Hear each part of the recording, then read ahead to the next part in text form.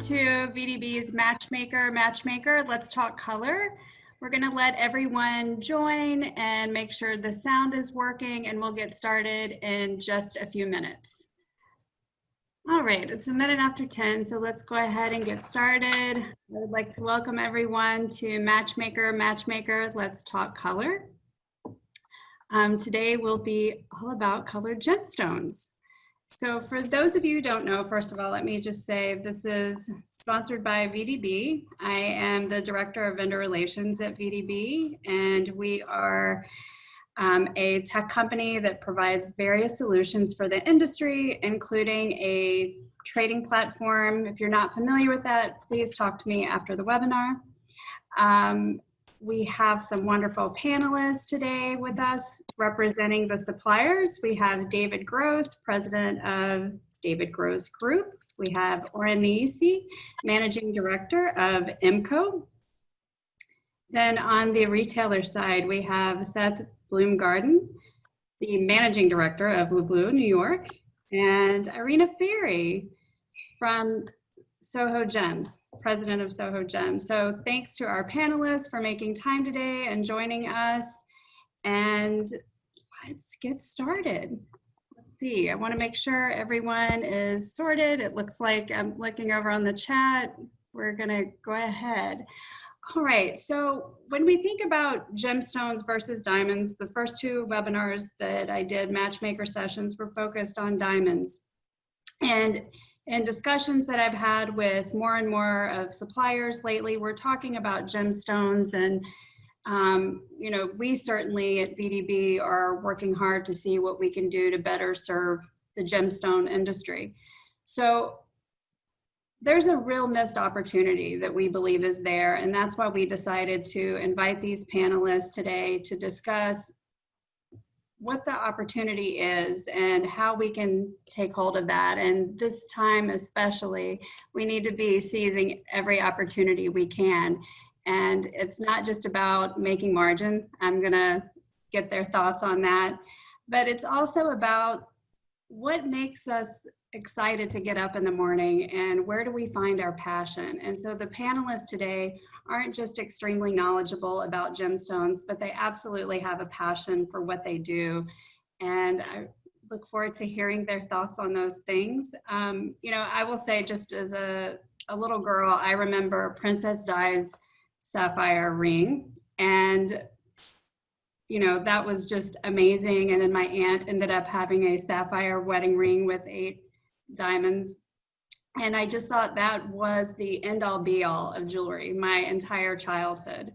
And, you know, I'm not sure that I would have felt that way if Princess Di had had a diamond wedding ring. So, you know, I would love to hear what each of our panelists think about gemstones and the allure and passion and the mystery of gemstones that we really, I don't think, get to talk about as much. So to get started, I would love to hear from each of the panelists. What is your favorite gemstone and why?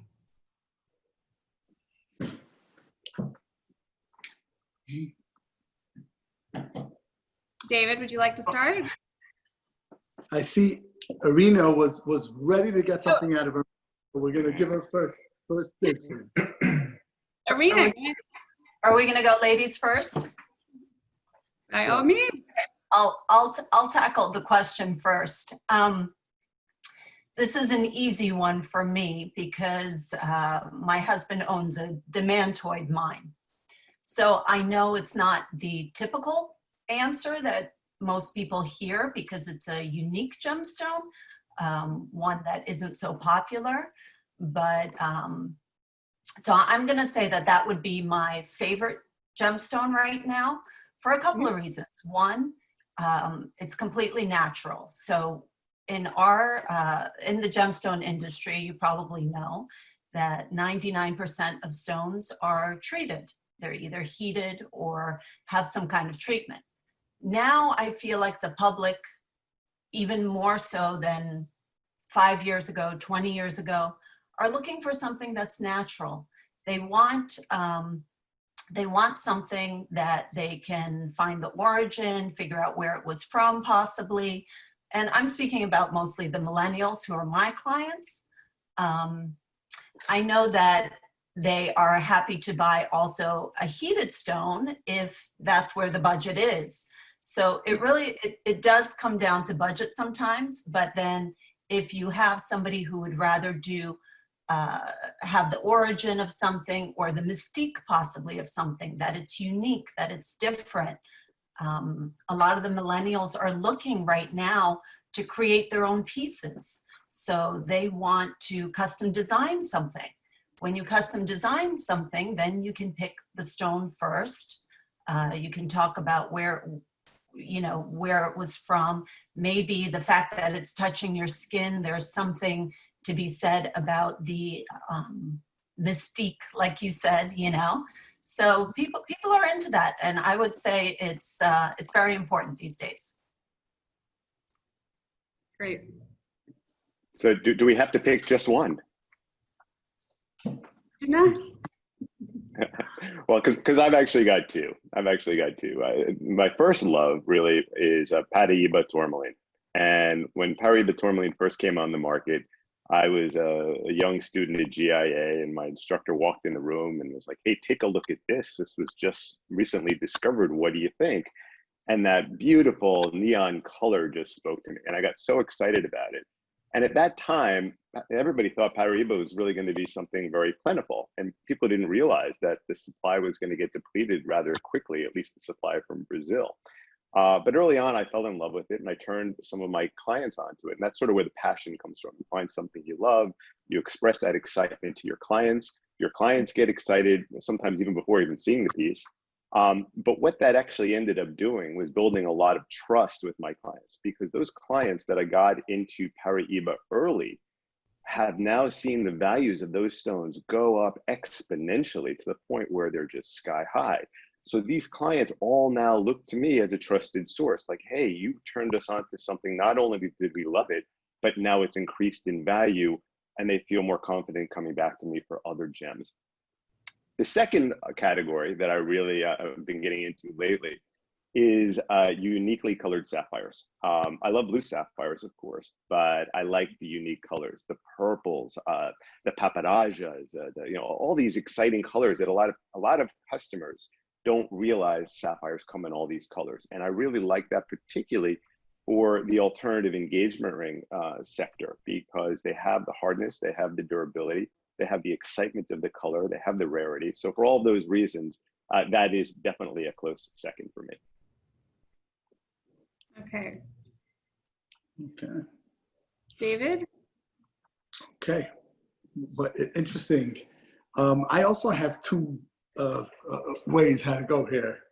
One is something that I just have like just within me, just from seeing these things once in a while. I don't do much business with them as of now, but black opals is something that really, really talks to me as far as the color is concerned. Some reason the colors of those are like, there are you that are like popping out of the stone.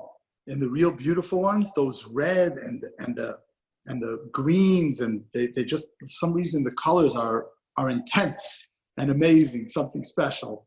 But also, I would second what Seth said regarding the colored sapphires, and I know from a conversation I had with Irina as well yesterday that they focus on that I think that's an untapped market of the other color sapphires besides the blue ones, which I love.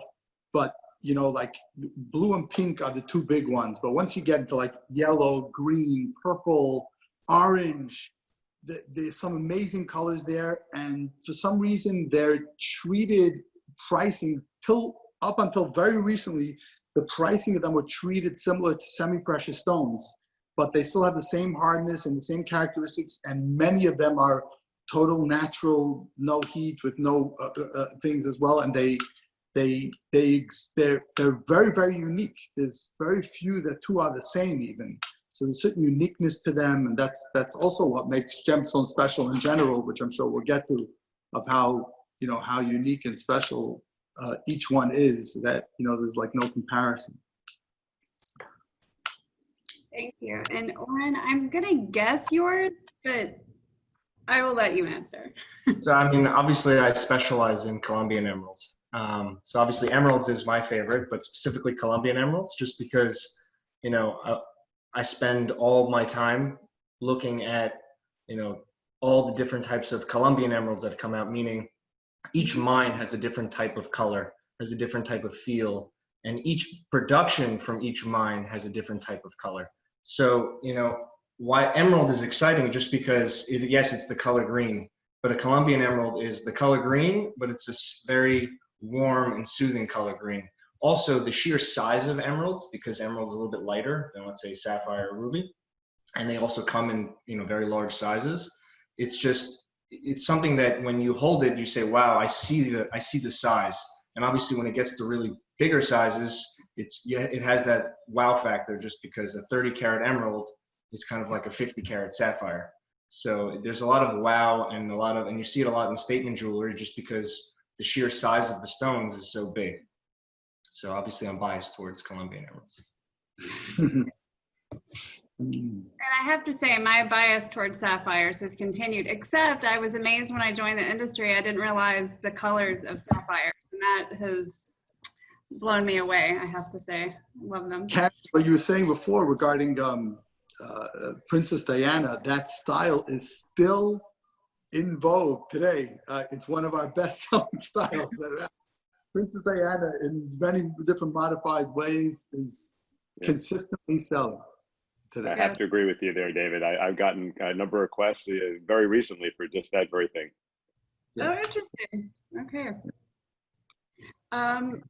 So you know, the point of having this webinar too is to talk about the opportunities. So my question to all of you is, why should retailers consider adding gemstones? Or if they already have gemstones, you know, why should they put more into the gemstones in their store? Why should maybe they take consumers over to the gemstones instead of straight to the diamond jewelry when they walk in the store? Oh, well, that's an easy one. First and foremost, you mentioned this in your open, but number one, better margins. You know, with diamonds, it's become such a commodity, and everything is online, and everything is, you know, between the big websites that are selling diamonds, it becomes a race to the bottom. With especially with the more unique colored stones, better margins for sure. Number two, you know, many shoppers want to avoid the stigma of conflict diamonds. It's still out there. They want something that's naturally mined, but they want something that's going to avoid that stigma. So that's another opportunity there. Additionally, there's unlimited storytelling opportunities. You can really, you know, explore all different aspects of this, from the origin to the mysticism, to the history, to the healing properties, to you know, I think as David mentioned, or you mentioned, the royals that wear it and the celebrities that wear it. You know, you can tie in with different themes and different outfits. So that aspect really makes it very exciting too, and I think it keeps it interesting. You know, many of us in the jewelry industry have worked with diamonds for a long time, and that's not to say that I don't love diamonds. I do love special diamonds, but sometimes we want to spice things up a little bit and keep it interesting and keep it fresh. And I think this allows us to really expand upon our offerings in a very dynamic way. Mm-hmm. I'll add to that. I mean, I agree with everything Seth said. And, you know, there's one aspect of a colored gemstone that you can't really, in diamond, it's difficult to do. It's the uniqueness of a specific stone and the competition. So if Seth made a beautiful piece of jewelry with, let's say, an emerald, it's going to be very difficult for that consumer to walk across the street and find something very similar. It's not something that they can say, oh, I need a GVS1 emerald cut. And, you know, in the diamond world, because the supply is so big, a lot of the cuts have been more standardized. So you can kind of find it and compete and work on, and, you know, try and find if you can get it for 3% less or 5% less. You know, in colored stone, it's more of, do you have the right item, and how did you feel when you saw it, and that kind of emotion when you saw it. So that's what helps. And obviously the storytelling, if you can really put a nice story together, it's something that can really capture a client. And when they leave your store, they have, you know, a story to tell when they bought that stone. It's not, you know, just a stone they bought that they found on the internet. Right. Uniqueness. Yeah. I would have to agree with that. People want, when they come in, they're looking for something, and they're looking for something very special, whether it's a gift or for themselves, and they want something that's different. So when you show them a few stones, they're naturally drawn to one of them because of the beauty, the color. And sometimes you have to bring in even more stones, because then they start pinpointing exactly what they want, and they start realizing the difference between one and the other. Especially if you're looking for Padparasha, there's so many different variations of it, and people start to be drawn to one, and it makes them feel special and unique. Especially if it's an engagement ring, because they're going to be looking at it, you know, hopefully forever. So. Right.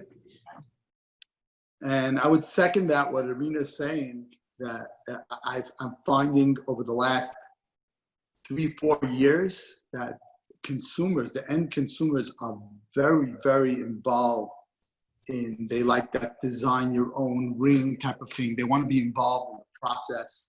And this unique characteristic of gemstones helps them make it their own, their own specific point. You know, even in blue sapphires, there are so many different colors. I have in inventory many blue sapphires. Every single one is a different hue, gives off a different life, different shapes, different cuts. It just, you can have even any stone that looks exactly the same on paper, but when you look at it in person, it's totally different. And the same thing what Oren was saying, and Seth was saying as well, that, you know, you're not gonna have that nightmare scenario where somebody's gonna walk in with a printout from some website and saying, hey, I found this for this and this amount of money. It's like, it doesn't exist.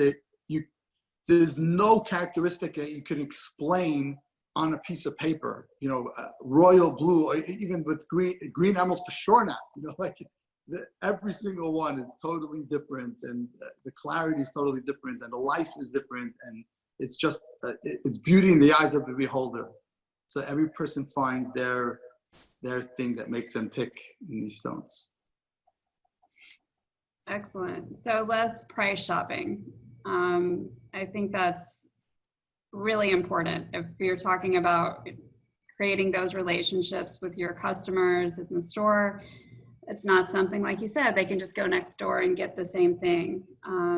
Excellent. And the storytelling, how important, especially for our retailers here, how important is the storytelling for you when you're working with a customer? I think it really depends on the customer. Some customers really respond to that. Others just want to get straight down to, you know, to the business and the numbers, and they want to be in and out. So it really depends. You really have to know your customers and understand. But in general, I think it works out really well. I think, though, you have to make sure you're accurate in your storytelling, and how you position it is also quite important. So, for example, for those customers that were looking for a colored gem, say because they have a stigma with diamonds and they're looking for something more sustainable, as the storytelling evolves along that course, you have to be very careful, because we all know that even in the colored stone gem world, not everything is sustainably sourced. So that's where the relationship with your vendors really comes in, understanding the supply chains, understanding what's going on with that. Even I did, you mentioned the Princess Die or the Kate Middleton style ring. I had a customer recently who wanted something like that, but they wanted to know every aspect of it was sustainably sourced, from the metal to the center stone to even the diamonds going around it. You know, we ended up doing lab-grown diamonds surrounding it, because she really wanted to make sure that not everything was sustainably sourced. So I had to go back to every one of my suppliers, whether it be the person making the metal, the person supplying the center, et cetera, to make sure that that story was true. And I think, so as we're doing that, the storytelling is important, but it's got to be accurate. Right. I also think that this. Go ahead. No, please. No, I just had to say that I'll let Oren say, but welcome to my world. This has been consistent, that customers want new, they want to know where everything is sourced. We get rigorous testing on some of our production facilities to know every single detail, every last point, from the metal to the to even where the materials are made for the tools, all different types of stuff. Everything has to be like that's becoming more and more of an issue, and people really want to know about that stuff. I'll let Oren continue from there, and we'll say our piece soon. I mean, just from the stone perspective, you know, the story doesn't have to be some elaborate story about a miner coming in the ground and taking it out and, you know, making some crazy story for someone to believe. That's not all about what the story could be. The story could also just be explaining, you know, where the stone is from, because in colored gemstones, you know, especially higher end stones, you know the origin, whether it be a Ceylon sapphire, Burma sapphire, Colombian emerald. And it's just kind of, that story can be explaining it and also showing the difference between, let's say, a Colombian emerald versus Zambian emerald. And once they see the difference, that's the story that they can kind of tell. And I mean, if they want to learn more about mining in these regions, you know, they're welcome to hear it. But I feel like a lot of the story is kind of like, it can be explaining the stone. Not, it doesn't have to be, but it can be just explaining the stone. It can be simplified. So even someone who's not so sophisticated in specifically color can also sell it just by understanding, you know, a few of the details. Well, this is where the relationship between the vendors and the suppliers and the retailers really becomes super, super important, because a lot of the retailers, maybe they have experience with this, maybe they don't. But you guys who are the colored stone suppliers, you know your stuff inside and out, especially the people that, you know, like David and Oren here. So I would suggest that everybody really build those relationships and ask a lot of questions, because they'll be able to fill in the blanks and they'll be able to help with the storytelling and making sure you get it all right. And you're able to highlight those, you know, key important features that might really aid in your sale. Right. I was gonna be speak about that later in this thing. Like, there's no question that education is so important for the retailer to really get. Most retailers have an immense education about diamonds, but when it comes to colored stones, I think all the more they need to have that education, much more than in diamonds. If they don't know colored stones at least as well as they know diamonds, it will make it that much harder to make the sale. You have different color shades, you have origins, you have different gem reports, you have different types of treatments, and people ask questions. They ask pointed questions, and the minute you are vague or you make it sound like you don't understand what you're talking about, they lose the confidence and they don't want to make the purchase. The knowledge gives them the power to make the sale. That's my. You know, to that end, David, I think that's critical what you say, and I think that in addition to relying on your vendors for some of that education, I would highly suggest that anybody that really wants to get into this area, you know, GIA is really the place to start. Go take a class, go for a gemology degree, whatever. If you don't have the time to do that, you know, get the appropriate staff with knowledge. Right now, there's a lot of GIA graduates out there, particularly in this marketplace, you know, even as a part-timer, or often you could find some great interns. But having somebody in the store or in your office that has a little bit more background in this can really be tremendously helpful. Even reading up from AGPA, you know, going on the AGPA's website, they have a tremendous amount of knowledge on there. You could just to get the basics is like a world of a difference. Most jewelers in the United States, the salespeople on staff do not have the basics in gemstones. Right. You know? Irina, how does that work for you and your store in terms of education? So I've always had a gemologist on staff, if not two. AGTA offers courses that if you're a member, you can, they're not even courses, but just kind of refresher things that you can read. We encourage a lot of reading industry news. So all the articles that you see coming through your mailbox, I'm sure, we encourage reading and also sharing information. So if there's something out there that's interesting, we all share it. So yeah, training is super important. I think that transparency with our vendors is very important. And I have to say that, you know, they're there not always to educate us, because they assume that we know everything about what we're selling because we're selling to the end consumer. But it would be nice to have a little bit more, you know, oh, this stone is bottom heavy and that's why the price is a little bit less. Or, you know, we can repolish this stone because maybe the polish isn't as good as I would like it to be. And that's why I can do a little bit less. But something so we know exactly what we're getting. Not only in terms of origin, which is difficult to see through, but as well as just the actual stone. Compare 2-3 stones where we can say, okay, this color's very saturated, this one isn't.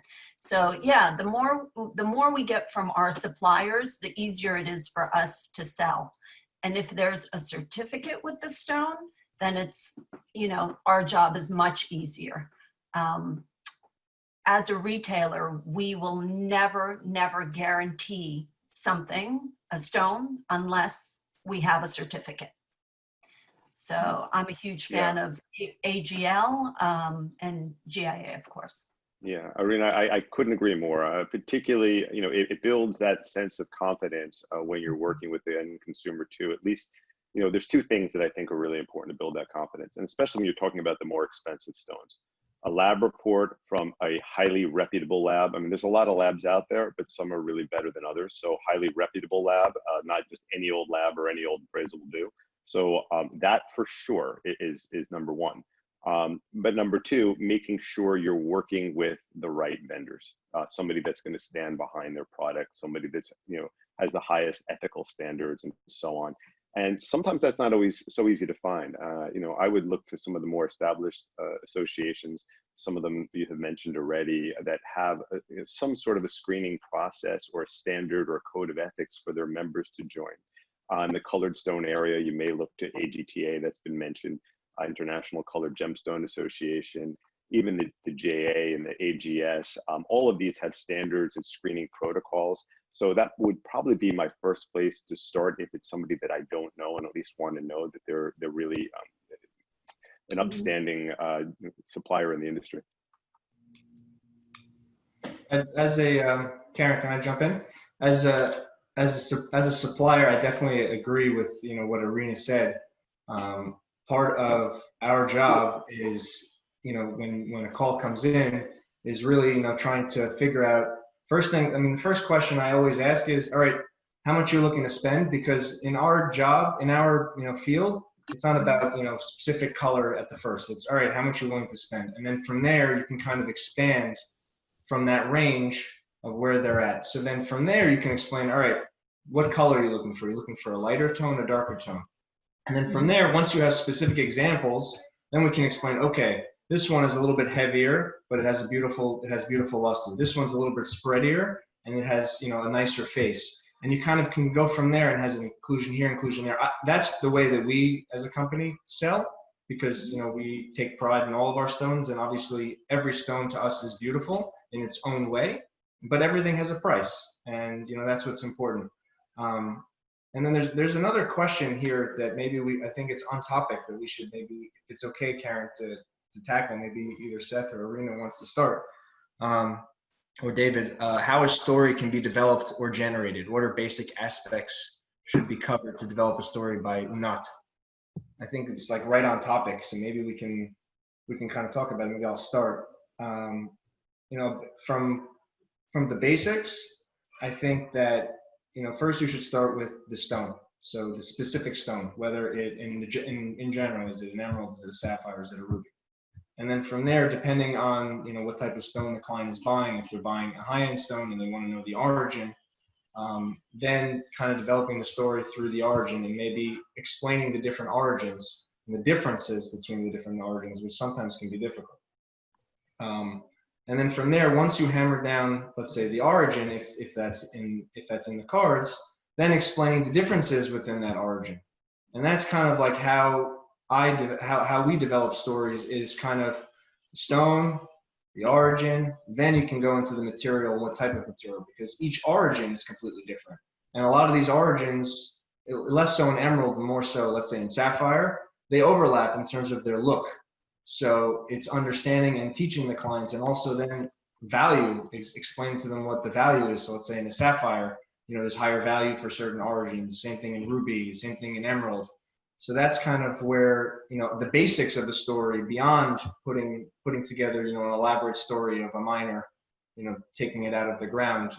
For me, a storyline is more of explaining the stone and explaining the feeling of the stone, and getting to that feeling is explaining the facts around the stone. And then when you look at the stone, saying, wow, look at this, is this grass green? Is this olive oil green? Is this, and whatever the feeling or emotion that you put into when you see that stone is what's important for me. Yeah, great points, Oren. Absolutely, I would certainly weave those into the story. There's a couple of other elements that I probably would add to that.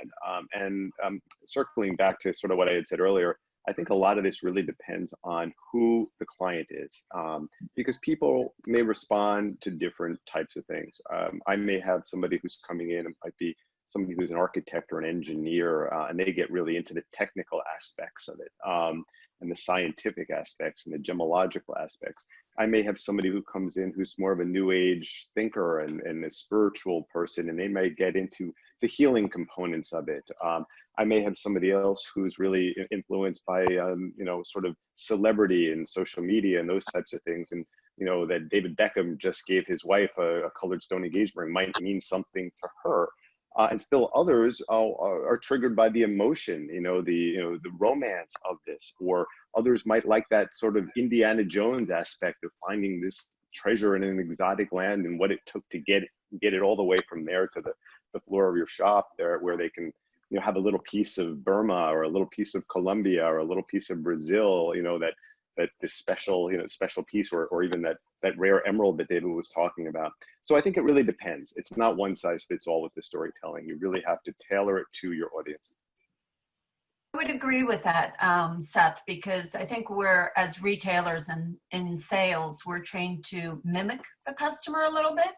So depending on who walks in and what they're looking for, that's kind of how you want to sell as well. So that's a very good point. Also taking the stone into different areas. Sometimes we have a lot of really bright lights in the store, and you don't always want to show it under the bright light. You want to show them how the stone sparkles in a different light. Maybe it's a little darker, maybe by the door where there's sunlight. So you can move it around because the stone looks different in every light, and it's beautiful. And you really, at the end of the day, have to, they have to fall in love with it. It's a love story. It's passionate and it's beautiful. Yeah, you bring up a really important point about the lighting, because also different colored gems look very, very different under different kinds of lighting. So fluorescent light versus incandescent, halogen light, and so on. So that's going to make a really big difference, the type of light that you show the stone under. So you really want to be aware whether it's a blue or a green stone or a yellow or an orangey stone. Those will really change depending on the light source. And some even change colors. I mean, we know about alexandrites and color change sapphires that'll change from one light source to another. So keep that in mind for sure when you're showing your gemstones, and also keep it in mind if you're sharing pictures with your clients of gemstones. How you photograph it and what kind of lighting you shoot it under is really going to make a world of difference. And I want to add one more thing, not only lighting, but actually how the stone is going to be set. There are, depending on what type of mounting is used, is depending on how that stone is going to look. There are stones that only look well with small side stones. Some stones only look well when they have stuff surrounding it. There are all different, like in a halo type of setting. It very, very much varies. If you want larger side stones, smaller side stones, do you want to deflect different things that are going on in the center stone or not? The way a stone is set can have an immense effect on the stone's appearance. Absolutely. Yeah, very true, very true. And I also find that sometimes you really have to. It's like showing real estate. Some people can't visualize. You walk into an empty house with no furniture or an empty apartment, they can't quite get it, and that's why people end up staging those things for showings. And then with many customers, they can see the loose gem, and that's just fine, and they can understand that. But many others, they need to see what that's going to look like. So either mounted, or work up a design, or create a layout. And a lot of times there is, you know, there's a perceived value once you add diamonds to the mix. So even as Melly on the side or things like that could really add perceived value. People don't always understand the value of a colored stone, but now it's a sapphire and diamond ring. All of a sudden they kind of get it a little bit more. So that's all a part of the story. Yeah, in fact, most of the stones that we sell are actually, I set them for that specific reason. Many times we ended up selling them loose, but because they're set, they have the ability to show the item set. It gives a whole different feeling to what the item is supposed to be. You know, it gives a different perceived value to the product. Yeah. That's a good, one of the questions that I heard over the week was, you know, from the supplier side to the retailers, what is your sale in terms of loose items versus set items? So David, you're telling me that sometimes it's a lot easier to present the finished jewelry. Yes, but at the same time, I have to tell you that, yeah, so I'm selling a lot of mounted, but at the same time, the mounted in turn is bringing a lot of loose business. So I end up doing it, probably 40% of my business is loose, even though a lot of my inventory is mounted, but in turn, it just plays itself out that way. They'll say, hey, listen, I like that stone, but I want it instead of a 5 carat, I want it a 7 carat. Or I like it in a different mounting, or I just want to buy it loose and I want to design my own piece. All different types of, so it goes every which way. So. And how do you, so thinking about some of our retailers who might be listening, who we're trying to entice to get more into gemstones, how can this process be less daunting? You know, gemstones have unique stories, unique properties. The sell is different. How can we make sure that our retailers are working with suppliers and getting all of that information? When you were talking about the different light and being in different places, is that, David and Oren, something that you're also sharing when you're talking to your buyers? Are you letting them know all of these nuances so that they're making better decisions with their customers? We are, since I've been in this business, my lighting has been probably one of the biggest aspects of the business, just because we, you know, go to trade shows. So we have to go and provide proper lighting in trade shows. And in trade shows, there's no windows. You have a square wall with, and they give you these terrible, you know, lights that are too strong and too hot. And, you know, you overpower the stones with a lot of these lights. So, you know, we most of the time bring our own lights. And for a lot of my clients, when I physically go to their offices or their stores or wherever they may be, I look at their lighting, and we probably spend a half hour just talking about lighting. And for most of the time, if it's possible, I'll, you know, recommend lighting that's specific for color, because for diamond and for color is completely different. Diamond, for white diamond, you want it to look as white as possible. So you want it to be you know, white light. But for color, you want it to be daylight. You don't want it to be yellow light. I mean, some people like it yellow, but because in some stones it might make it look nicer. But you really want it to be daylight, as if you're going to the window at north light, which is not direct sunlight, and you're looking at the stone. Now, in another aspect, because it's, you know, lighting and throughout the world is different. So if you're in, you know, South America, if you're in Texas versus New York, the sun can be stronger in a certain place. So sometimes, let's say in the Middle East, the sun is much stronger than in New York. The stone will look different, even in the natural light. So it's just, and so for every person within wherever they're located, they need to find the lighting that works for them. And usually I would recommend some sort of control in your office or retail environment where you have proper lighting. And if anyone wants to talk about lighting, I'd love to talk about it. I can recommend what we use for daylight, for color, and putting that controlled environment, but also taking your customer and showing them the different light, because when they leave the store, or when they buy something, they're wearing it. So they're going to wear it at night. They're going to wear it during the day. They're going to wear it in a restaurant, or they're going to wear it in 50 different locations. So it's important to show them how the stone reacts in different lighting, but to show them the daylight, because that's the true color, and the daylight within your environment is what you kind of want to sell it so that they don't get a surprise when they get home and they don't understand why in incandescent light, all of a sudden the stone turned black and they don't understand why.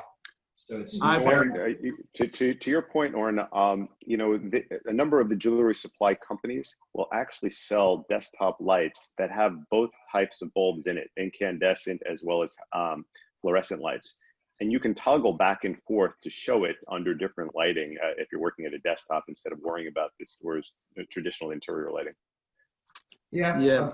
I've seen those. I personally don't use them just because when I'm looking at a stone, I'm kind of looking at it on a table and I'm moving it around. So it's kind of, I've used those at trade shows. I've seen people use them. I don't use them myself. I use a natural daylight fluorescent in order to judge the color, but that's what my eyes are used to.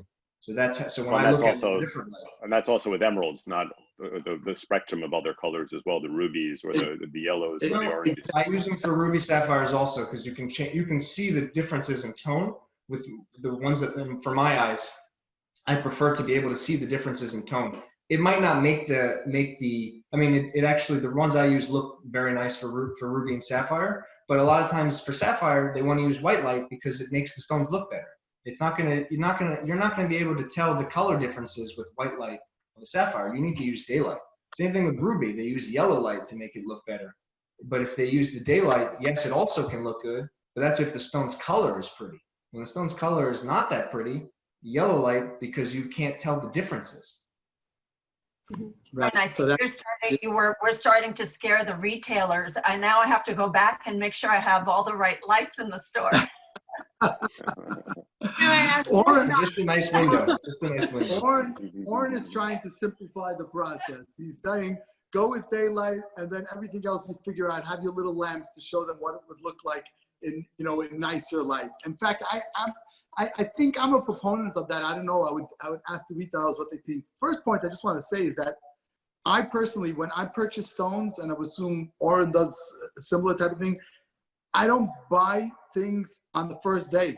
I'll have to take the stones, look at it in my office, go to sleep. I want to see how it looks the next day and maybe even the following day as well. Because different days, just the way the light comes in from, it could make such a big difference. And all of a sudden you say, you know what? Not this one. I'm not interested now. Not always everybody has the opportunity to do that. When you're able to do that, it's unbelievable how you can see a difference from one day to the next. But even in the lights, yes, it's true. Sophisticated wholesalers at shows will show many different, to make the colors look better in different, and retailers as well. They'll show you, like you say, more yellow for reds, spinels and rubies, and green ones will be somewhere in between. The blue, they'll put 6,000 kelvins. But I think an idea is maybe to, what I found works is that you show the consumer first how it looks in like not such great light. Actually, you bring it in, and then after you say, listen, I'm going to show you how some people try to be sophisticated about this, how it would look in some fancy jewelry store or something like that, and then bring them to the other light. But I want to give you the reality of the situation, and this is what it is. And look how beautiful this stone actually looks, not in the greatest light. Good point. Good point. Also, sorry, you can go, Seth. No, it's okay. Go ahead. No problem. I mean, what Seth said, there are a few lights on the market that have different type of lighting. And I think for colored stones specifically, it's a very good tool to have on your table in order to show the differences, in order not to have to run around the store or the retail environment, running around for different places to show them. So if you have that, just to show them, the differences in the color, I think is good. But I think to simplify it, it's as in your environment, in your store, in your office, it's having what you're used to, your control and your lighting that you feel comfortable selling it. And that's the lighting that you show. So you can remain consistent with that lighting. That's the most important. You bring up a really important point, and I think both to your point and to David's point, for anybody that wants to get out there and start selling color, it's important to view as many stones as you can. Now, historically, you'd be able to do that by going out to Tucson or the AGTA Vegas show, which are the epicenters really in this country, and getting out there and taking a look and going from vendor to vendor and seeing what everybody has. These days, obviously, with the current situation, that's become more and more difficult. So I know what David does, and I'm sure you do something similar, Oren, about doing some really phenomenal photography and phenomenal video and showing the stone from as many different angles as possible. And I would suggest any of the suppliers out there to provide consistent, high quality pics and videos so that the retailers can work with that information. And I would suggest doing it in a non-branded capacity so the retailers can go out and brand it as their own sort of inventory if necessary. But the consistency there is really key, because I see, and I know VDB has done a magnificent job of being able to pull the community together to show a tremendous amount of inventory to make everybody's jobs a lot easier. But that consistency of the high quality pics and videos, and what kind of lighting you're using for that, and is that stone going to look the same once you ship it to my store or my office? I think that's something that we really should discuss as a community to standardize that in some form or fashion, because if we can't be seeing each other face to face and looking in person, I think it's going to save a whole heck of a lot of time in sourcing and shipping and things like that. We don't want to send things back and forth that doesn't look like what we see on the screen.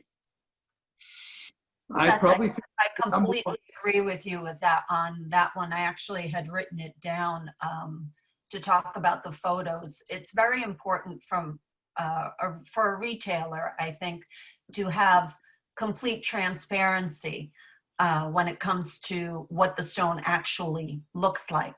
There's been many times when we call for, let's say a light blue sapphire, and our suppliers say, sure, we have it, come by, come by, come by. I have the size.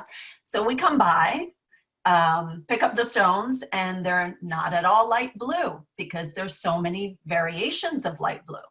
And a lot of times they don't have a picture to send us. So it takes time to take a picture and then send it. So the more pics you have and the more videos you have of your stones that are real and not photoshopped, that would really help us in choosing what we need. Totally agreed. In fact, what I tend to do is if somebody asks me for a light blue sapphire, the first thing I would say, do you have any images, or maybe you can even look online and find something of the exact shade of light blue that you're looking for? Because I want to provide you only with that. If I don't have it, I don't want to give you what I don't have, because it's not going to do us any good. I'd rather tell you to go somewhere else if I don't have it. Because I don't By the way, waste David, I think you are masterful at it. I think you actually can set the standard for what many other suppliers should follow, because your photos and your videos have been tremendous. Really, really a great asset. You're saying to standardize something like that, it is extremely difficult. I mean, Oren, I was talking to him yesterday, but emeralds is the hardest thing to photograph. We're talking about the greens, especially. It doesn't work. The picture is picking up the wrong item. I've spent 2 days last week trying to standardize something with the photographs. And we spent months on this, but I'm just saying, even recently, just the simple photographs that come from your iPhone, what you see and what you're seeing on your screen is sometimes totally different. And it's very, very hard to convey that. We try our best, we do, but it's hard to give that, to say, oh, we have a standard of how we do it. It's rigorous. I'm looking at every single photo, looking back at the item and saying, does this look like this or not? And if not, I Photoshop it to make it look like the real one, instead of the other way. One reason it's so important, particularly in this day and age, and especially for those retailers that are trying to enter this marketplace, and they don't really even know where to start. What do I buy? What do I get? What do I bring in? Having these photos and images can really help them to pre-sell the items even before calling it into their shop. So whether they're putting in their advertising into their social media, whether they're going to send it directly out to select clients, they can start building that excitement and pre-selling it before having to contact you and before asking you or them to go to the expense of shipping it back and forth. It's a lot of effort and added expense and time. So the better those pictures are and the more that you can provide to them to support their marketing, the easier the transition I think will be for many. I think Correct. that's where we really try so hard. I personally, when I'm talking to suppliers who are saying, oh, I have to take pictures, it's like, yes, you do. And the reason is, as you say, it actually ends up saving so much. It saves so much time. It's saving the cost that you're sending stones out on memo that are just going to be shipped back. You know, and this all goes back to why I wanted to do this Matchmaker webinar to begin with, is how retailers and suppliers can work together, and where are those areas of improvement in communication and how important that communication is. VDB is here to support the technology component, right? The technology is here to serve you, to make sure that the sales are happening, that our retailers are getting those images they can share with consumers, and to make that process much smoother. So, you know, you're right. These images really are important. And thank you so much for saying it, because it's one thing when I say it to our suppliers, and it's another thing when our retailers are saying we really need that to make those sales. I think they should be put on the websites. You know, the more, you know, people today do not enter stores unless they're, you know, looking through the website and seeing what did this person sell. So if you don't have those images on there, they don't even know you're selling this type of product. And if you don't have the right images, it also doesn't work. But if you do have it, it helps bring the customer into the store and actually make the sale happen. Studies have shown that almost all sales start somehow from the person's cell phone. Even any sale that's coming through actually into somebody walking into your store. Now, I'd like to present a question to you guys that are on the supply side. Because first of all, on that one quote, that one comment, David, I definitely agree with you. But on the supply side, one thing that comes up every now and then, and I think in terms of building those customer relationships to buy color and have the confidence to buy color, comes up when it comes time for trade-in or buyback policies. I know with diamonds, it's relatively straightforward. There is a very ready secondary market when a customer wants to get out of an old engagement ring or family heirloom or whatnot. With color, it's not so straightforward. And you know, I'd love to hear your thoughts on, because that also helps to build customer confidence at the retail level. If they know they bought something or it's not right or whatever, whether it came from that vendor or not, where does somebody go then to sell or liquidate their old colored gems? Ooh, Oren and I are both diamond veterans and went at the color. So I want to hear from Oren first, then I'll say my piece. Okay, can you repeat the question? Can you repeat the question one more time, Seth? The question is, you know, it's very circular. You know, you've got a retail client, sometimes they're buying, but there are times in their life when all of a sudden they need to liquidate a piece. When it comes to diamonds, it's a pretty straightforward process. If I've got a diamond that needs to be sold from a customer, there's countless ways that I can go ahead and liquidate that piece and give them a reasonable value back for it. With color, it's not always so straightforward. It becomes a much more challenging proposition to sell a colored gemstone back into the trade than it does a diamond. What would you suggest?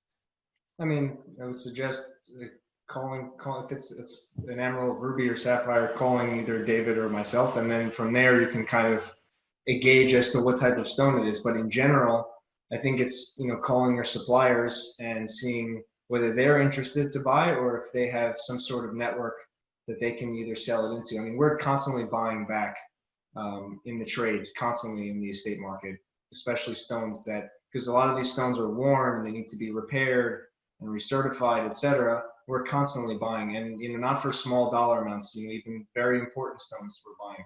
So it's just a matter of also the type of stone. If you know, a client went and bought an inexpensive stone, and same thing in diamond. If they bought an inexpensive diamond, maybe that has, you know, some properties that are not so great, you know, they're not going to get a great price on the secondary market when they go to sell it, especially if it's damaged. But on the other end, if they are buying quality stone, there is a price for everything, and you know, the prices are, you know, I look at any stone as for the stone. So I'm happy to buy it whether it's coming directly from the mine or if it's coming from a secondary source. And it's truly having the people that are, you know, going to buy it at the correct price And, you know, from what we see, you know, there's the secondary market is for color stone, especially nice stones, is big. I mean, it's something that's exceptional. It's very easy to sell, many times even easier than a diamond.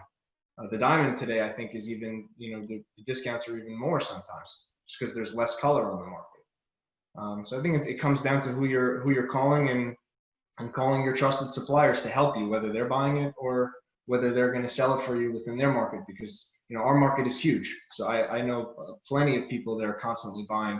If it's not a stone for me, I can definitely help in any way. I think I understood Seth's question a little bit differently, and I want to hear what, you know, my understanding was, let's say you're talking about a smaller stone. I'll bring out the question a little bit of a poem. If you're talking about, I don't know, a 1 carat diamond and a 1 carat sapphire, even though they're the same price per carat, for argument's sake, it will be much easier to physically sell that 1 carat diamond into the secondary market than it is to sell the 1 carat sapphire, or any colored stone for that matter. And that is because the diamond market is more commoditized. It's more straightforward, all the colors and clarities and cuts. So especially when you're talking about a round or whatever it is, what makes the colored market unique and different, similar to what we said beforehand, and what makes it more profitable is at the same time, because it's unique and different, so there's no standard commoditized price necessarily. Every single item will sell at different prices depending on the use, depending on the situation. So yes, very desirable stones in the colored stone market. There is an immense market for it, and there'll be buyers easily found. When it comes to smaller stones, yes, it's a little bit more difficult on the secondary market.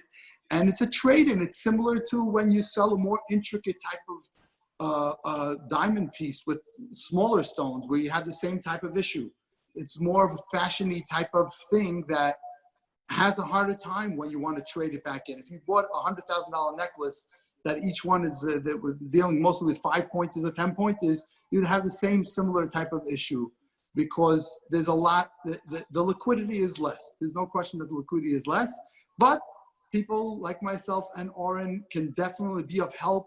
I found many times what I do is that I would stick it maybe into the mix of my inventory and sometimes even try to sell it for them and work out a deal as such. So this way they can maximize the most that they can. Sometimes we could work with a trade-in type of situation. There are different ways of how to mitigate this issue, but we can't skirt the thing. There is definitely an issue, and that is one of the reasons that makes it a little bit more difficult when I'm finding retailers wanting to purchase the product.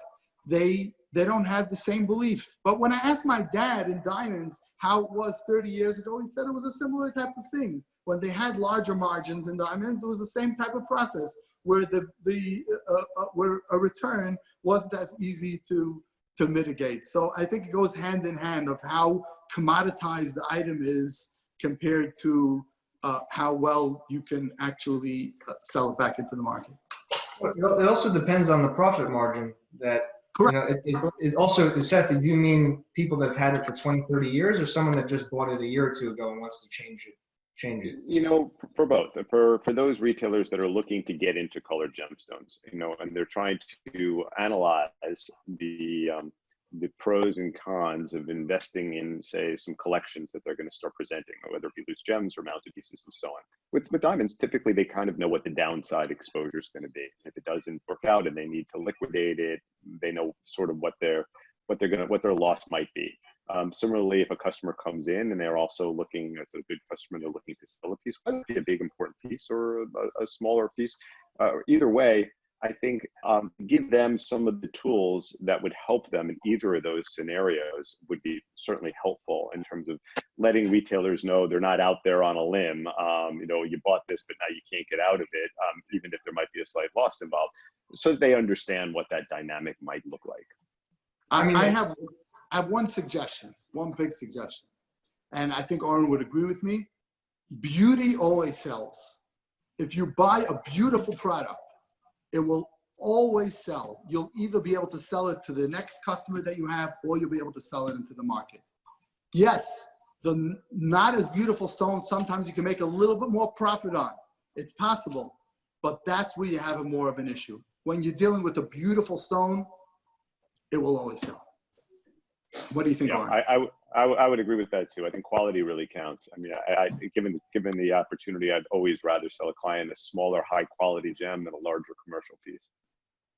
I mean, we're a lot of the times for us, we sell in many different avenues. We sell, to wholesalers, to retailers, to manufacturers. So most of the time, though, you buy a piece, you put in a piece of jewelry. And I try and follow up with people, and for whatever reason, the stuff that people buy for stock and they make a piece of jewelry sells pretty quickly. But if by chance a stone sits and they made a piece and it sits and it's been a year, I mean, sometimes gemstones it's longer, 2 years, and you get sick of it and you think, all right, maybe I made a mistake and maybe I need to buy something else, because we're all still in the jewelry business. We're selling jewelry. So a lot of times it's not a problem, because if I owned it once, I'm happy to own it again, and we'll trade it out and say maybe they bought a 2-carat stone at $20,000 and maybe that was too high of a price point. So they'll come back and they'll give me back the stone, and we'll put it in and we'll swap it out for something else. Maybe they want a bigger stone, maybe they want cheaper quality. So it's being able, as suppliers, we're not going anywhere. And if you're buying a beautiful item, chances are it's going to sell, especially if you set it up beautifully in a nice mounting. But if by chance it doesn't, you come back and we'll work it out, because I can sell it somewhere else. One other important thing to kind of bring up on a separate topic, but certainly related to our conversation, is that one of the other nice components about selling color is that you can often find very well-priced alternatives. So if somebody likes a particular color, they like a red ruby, and that's too expensive for them, oftentimes you can transition them into a spinel. If they like the color green, there's plenty of green alternatives. If they like the color pink, we've got pink tourmalines, we've got pink sapphires, we've got a number of alternatives, so that really there's something for everyone in that category. So I think it's really important to kind of, it opens up the playing field significantly wider than just working with diamonds. I have a question for the retailers. I wanted to know, both Irina and Seth, Oren had mentioned earlier of qualifying the customer, knowing what's their budget. I have a hard time emotionally, even though I understand and I've seen from my experience that when you do have a budget, it's much easier to work with. My question is, how do you really know what this person, maybe this person is looking to buy a certain product and they don't really have a specific budget in mind, but rather they want this. How do you come to that point of really knowing what the budget is? Because of course it could be an immense help, but like, how do you get by that stage if you do?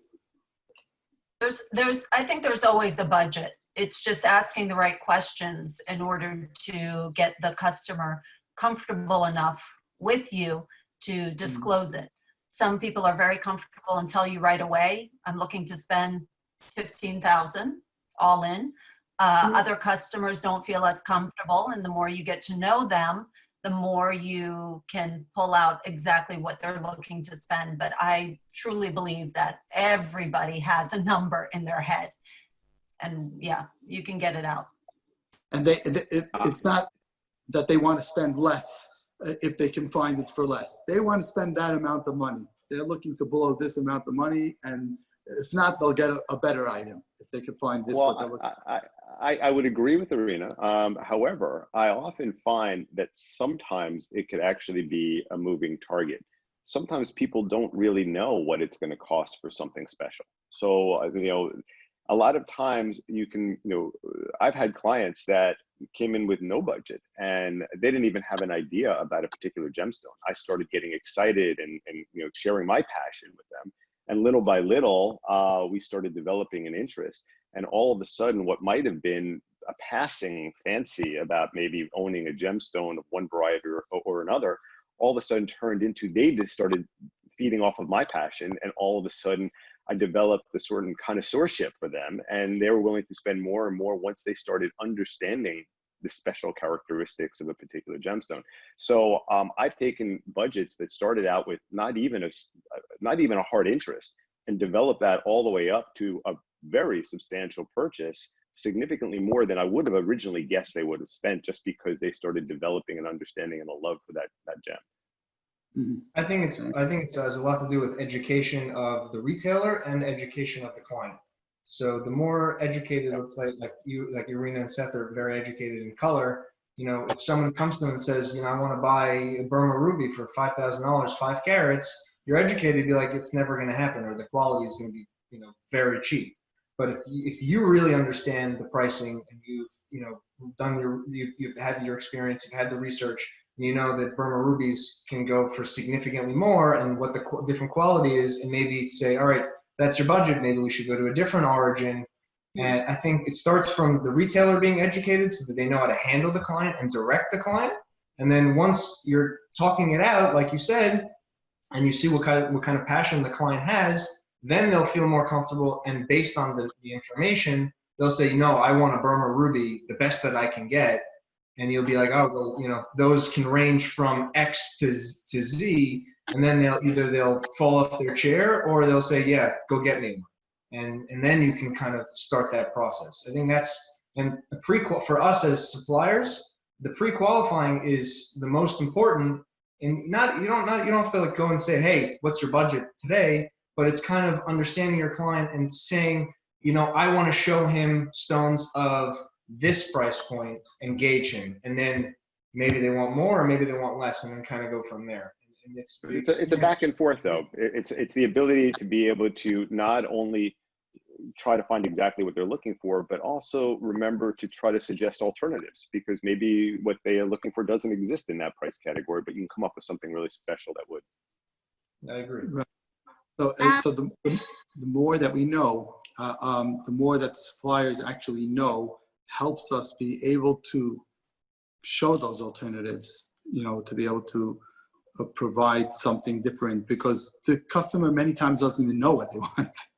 Yeah. And, Yeah. Very true. One of the questions that we have here is, how often does a customer walk in and say, I'm looking for a ruby? So, you know, we're talking about educating the end consumer, but our retailers, you know, how often are they coming in saying they want that specific stone? If it's a Burmese ruby, if it's a ruby, what is that experience? So I think, yes, there is room to be passionate and sell somebody something other than what they want. But I also feel like in today's age, we're dealing with clients who are very well educated. They might not be correctly educated, but they are coming in with a lot of information that they are learning on the internet.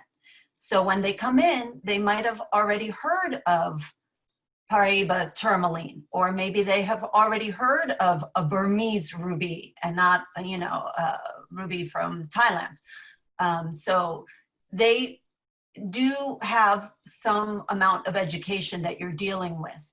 And how often do they come in to look for a ruby? Well, not that often, because sapphires are probably still our #1 sellers. And then rubies and emeralds are, you know, a close second, probably, and third. So yeah, they're educated, and they know what they want. And if somebody comes in and says, I want a ruby, they want a ruby. Likely, it's likely, very unlikely that I'm going to be able to sell them a spinel or a pink tourmaline. They've done their research. They know how much a ruby costs, and that's the information they're giving to us. I think With a lot of those types of clients, it's actually happened the opposite direction for me. I've actually found that not everybody comes in looking for a specific ruby. Sometimes they do, but you know, usually it's developing the interest. So developing the interest may come a couple of different ways. You know, it may come through some of your outward communication, your emails and your advertisements and other marketing sources. But more importantly, what I find that happens most often is either we'll have one of our salespeople or one of our staff wearing a piece, and that all of a sudden people can see how it looks when it's being worn, and that develops an interest. Or it'll in casual conversation with clients, either in the office or in the store, or even at a cocktail party. I've even done this on an airplane with somebody sitting next to me on an airplane, where I start talking about my passion for a particular gem or another, and they start getting interested, and little by little, they might develop an interest they didn't even know they had. So a lot of it's creating that demand. Well, I was going to say, I think that this also varies, and Oren, if you could, and David could speak to this, but Seth and Irina, you're both in New York. So when we're speaking right now, we really want to help retailers outside of just New York City, right? We want to create more awareness of gemstones and what they can do for the retail business. So when you're talking to your retailers outside, especially outside of New York, how do you help them engage in gemstones, and how do you help them know how to have a conversation? Because depending on where someone's located, somebody may walk in the door and they really don't know anything about gemstones, but that could be a really great fit for them. So I think, first of all, you have to have them in your store. It's not something you can say, well, here's a diamond and I'd like to introduce you to sapphire, but I don't have anything to show you right now. Come back tomorrow, I can get it for you. It doesn't work that way. So I think you have to have a good variety in the store to be able to show them, inspire them. And like Seth said, yes, definitely people will come in and they might be going straight to the diamond section. And all of a sudden we're talking about sapphire and they're in love with sapphire. It doesn't happen as often as I would like it to happen. It happens the other way more often, where they come in and say they're looking for a sapphire. But you definitely have to have it on hand, and you have to inspire the client. And a lot of times the stone talks for itself. If you have a beautiful stone and it's a color that speaks to the client, then you're off and running. So you already have a head start. I agree. For us, when somebody has inventory, whether it be, a small stone, a big stone, when you have something to show that's beautiful, that can get a reaction from the client, that will lead to either making a sale on the spot, because many times in retail, when somebody comes in, they want to impulse buy, they want to buy on the spot, but also can lead to, let's say you have a 3-carat stone, but the client really wants a 10-carat stone, but they see a beautiful 3-carat stone, they'll say, I want that, but in bigger. And then you already have your sample. If you can call your supplier and say, the 3-carat I bought, they want something like that in 10-carat, in 8-carat. What do you got? Send me pictures. How is it different?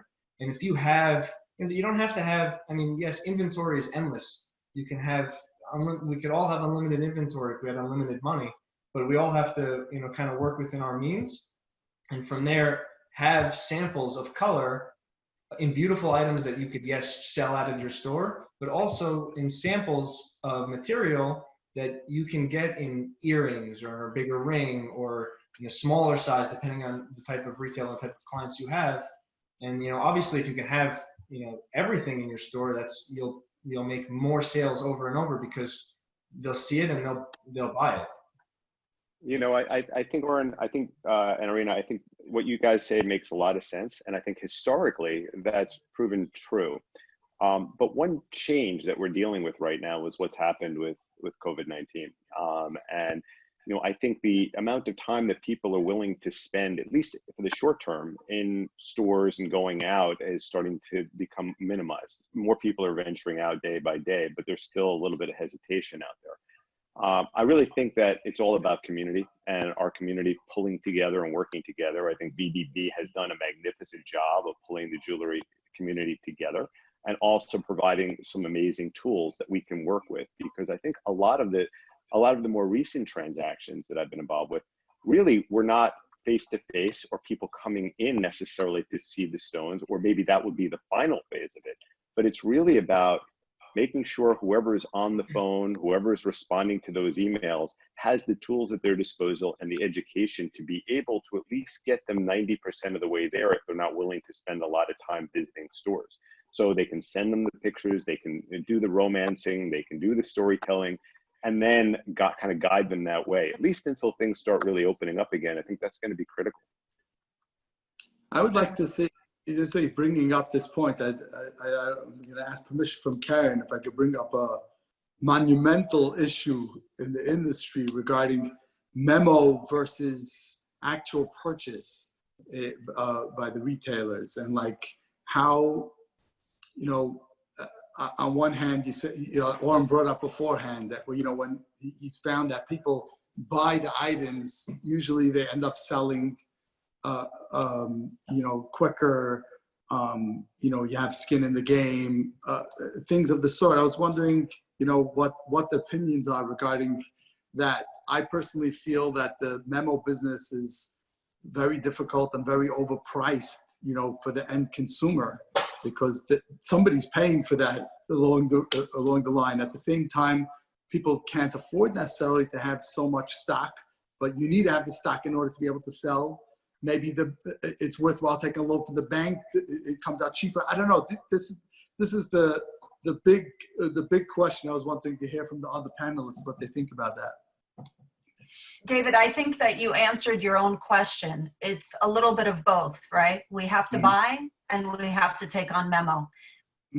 It's both. So, you know, as much as we would love to own everything, and we all have a little bit of you know, a sickness when it comes to disease, to buying stones. We want to buy because we fall in love with them.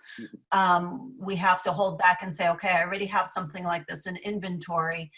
And of course, with the client coming in and asking for the same thing you have, but twice the size, you can't have everything. And that's why we need our suppliers and be able to take things on memo, numerous things.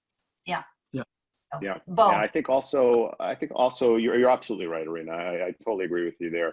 And I think that, you know, as retailers move into color, one way to look at it is you start off with things that are usually in high demand in sizes and categories that you know are traditionally top sellers. But a lot of these retailers, I think some of the more exciting aspects, as I mentioned earlier when we were all discussing our favorite stones, is moving into some of the more exotic varieties. And as you move into those more exotic varieties, sometimes you don't know how that market is going to work out for you. It's fun and it could be really exciting, but are people really going to be buying orange sapphires in your store? Maybe they will. Are they going to be buying the Alexandrites or, you know, some of these other more unique types of stones? Or is it really they want blue sapphires, red rubies, and green emeralds? And that might be it for your market. So I think it's important to kind of have a balance, to make sure you have on hand the basics, but you know, you have the open channels of supply for some of those exotics when you need to call them in and see how they test market them. So one of the questions that we got from our team was, do you think that more millennials are requesting colored gemstones as an alternative to diamonds? Yes. So yeah, I think so. I think, you know, I for one am getting a lot of requests for this, particularly for engagement rings. And I think as it relates to those engagement ring purchasers, the one critical thing is just making sure that even though they're requesting color, you are providing the right kind of color for its intended use. If it's an engagement ring, we want to make sure we're recommending more durable stones for that, as opposed to something that might be an occasional piece that they may be wearing. Very good point, Seth. That's a very, very good point. To know, and I consistently do that. I'm sure that Oren does this as well many times, especially for emeralds, to know what the usage of that stone is going to be, what's its intended usage, how is it going to be set. It's going to make a major effect of what type of stone that you want to send them. You know, like depending on the depending on also the wearer, the way the person wears their rings. If you look at their rings that they have on hand and you see how banged up or not banged up they are, it has an immense effect on how you want to set a stone for them as well. For sure.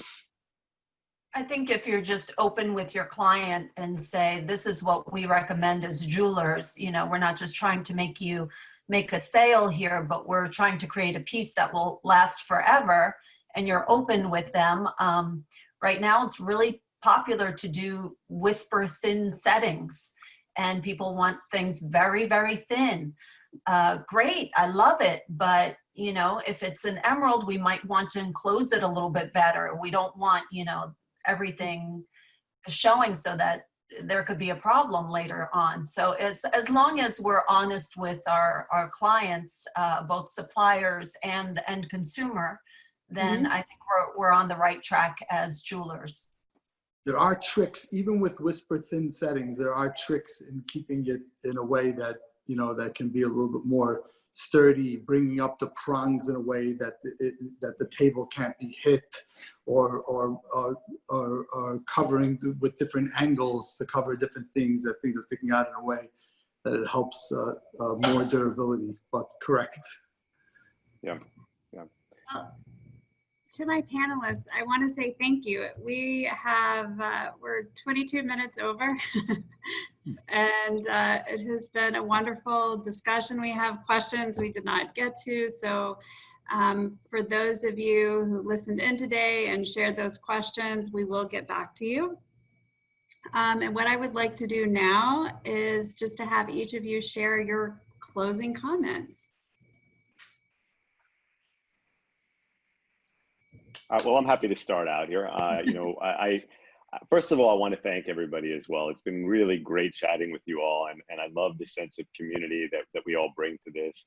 And most importantly, I think the people that are participating in these types of events, these are going to be the true survivors as we go through this crisis. Not only the survivors, but the ones that really thrive, the people that value that sense of connection, building these relationships with vendors to retailers, trading platforms, all of that. So I think that, you know, I want to thank all of you, and I'm thrilled to participate, and feel free if there's any way that I can assist any of you again in the future, absolutely, please reach out to me, and I'd be very happy to do so. I agree. I think that the silver lining behind everything that's happened the last couple of months is that we have reached out to each other, and these relationships should be stronger and should grow. And we're all in it for the same reasons, because we probably love jewelry and love gemstones. And yeah, I agree. Let's just make the bonds stronger and the relationships better, and we'll be successful if we do that. Thank you so much, Karen, for having us. Thank you. David, I'll let you go. Okay. I just wanted to thank Karen and VDB for putting this together. I took a look at one of the other two, some of the other panels that you had, and they were extremely informative. I think a lot of the discussions, even things that we discussed today, are things that are on the mind of many suppliers and many customers, and they just, it's subconscious. It's not something that's necessarily brought out in the open, but bringing these things out in the open and realizing that there are many others that are feeling similar pain or you know, similar issues helps drastically in helping us bring this thing together. It would be my pleasure. I know there was many more things that we wanted to discuss. My pleasure to come on again and continue this discussion. And I really appreciate everything that was put in, and looking forward to speaking to you again. Thank you, Karen. Just to give a last note, I mean, I think that, you know, because we're talking about colored gemstones, it's a very passionate business. I'm very passionate about it every time I look at a stone, and I think everyone here is the same way, which is, you know, why everyone's successful in selling it. And, you know, I'm definitely, you know, I think that this whole situation has brought together platforms like VDB in order to bring everything together online and to enable us to be more efficient and to do more, you know, to reach out to more people. But at the end of the day, with all these platforms, I think a major part of Gemstones is the personal connection, and the personal connection with the people you're doing business with and buying from and trusting. And obviously for Emerald, it's difficult to take photographs. So it's, there's still a lot of trust. So it's, I think, and also I'm kind of looking forward to this being, past us and meeting people and hopefully shaking people's hands and seeing their reaction when I show them a stone, as opposed to, sending a picture and, then, you don't really get the full feeling of a gemstone. And, I think that's, I think we should use all of these technological tools, but to not forget, the passionate aspect and the physical aspect of the business. And I hope everyone's safe and look forward to nice book. No, that's a great point, and I really believe in that. As much as I love VDB, I love what we do, but I love what we do because I believe that we facilitate these relationships. This is why I say we're the matchmaker. You still have to go on the date. We want you to have those relationships. Our suppliers, our retailers, when you get a request or send a request, pick up the phone, have that conversation. And yes, when we get back into offices and we're able to meet in person, VDB is not a replacement for having that conversation in person. Again, it's just here to help facilitate business more efficiently. You still need to be creating those relationships. And, to everyone's point here, I think we would all agree that, one of the takeaways or silver linings of what we're all experiencing is realizing how important those relationships are. We're talking about business, we're talking about margins. We want to see revenue for all of us, but we have to do that on the basis of having relationships and working together. So thank you so much. I love your passion. This was a lot of fun. And certainly I would love to have everyone again at some point. So I will be reaching out to everyone who asked a question. You will get a response. Thank you again for participating. We're very happy to have you, and please reach out with any questions. Thanks, Thanks, Karen. Karen. Thanks, everybody. Thank you so much. That was wonderful. Bye, everyone. Bye.